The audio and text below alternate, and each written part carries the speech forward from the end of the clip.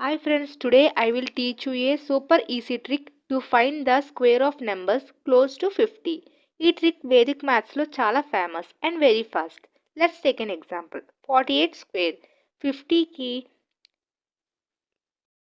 Before ఉన్న difference calculate చేయాలి.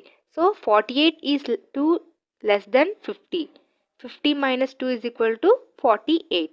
Now square the difference. 2 square is equal to 4. Final ga answer enti 48 square is equal to 2304. Okay. Let's see another example. 52 square. 52 is 2 more than 50. So 50 plus 2 is equal to 52. 2 square is equal to 4. Final answer is 52 square is equal to 2704. చూడండి 1-2 సెకండ్స్లో square find out చేసాం.